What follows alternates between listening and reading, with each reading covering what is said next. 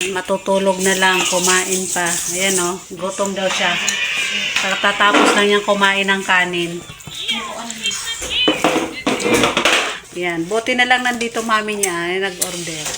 Pag wala yung mami niya, walang order. Kasi walang pera si Dids. Fasting. Biskuit lang. Kung ano yung mayroon dyan ha, biskuit lang. Mag-message ka kay mami kung gusto mo pizza. Wow, sana oh. Ay ni Beans ha. Isa pa yun oh, matutulog na lang eh. With matching gatas pa yan. Arla. Wala na yung 9:30 na. Buti na nga. Buti na ito kumain yan, hindi puro fancy. Nakain niya. Nakain niya. No, pepperoni kasi ay, pepperoni. Favorite niya.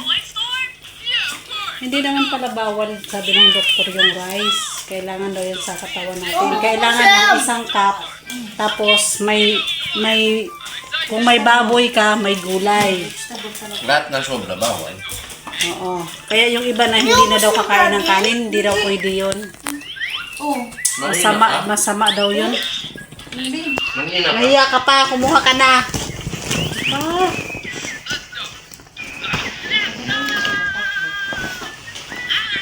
Ingi.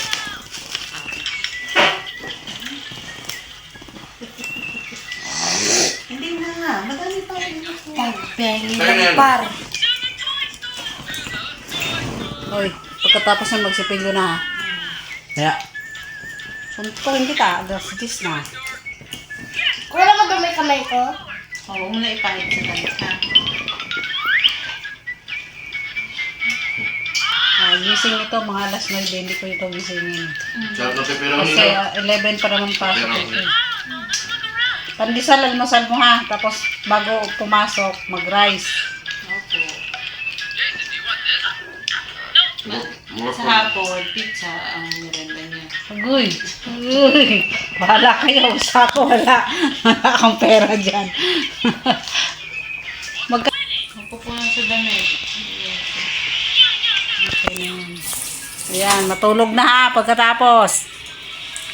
Ito pa. Oh, isa pa. Akabasin mo muna yung anak. Ito lang mabasa.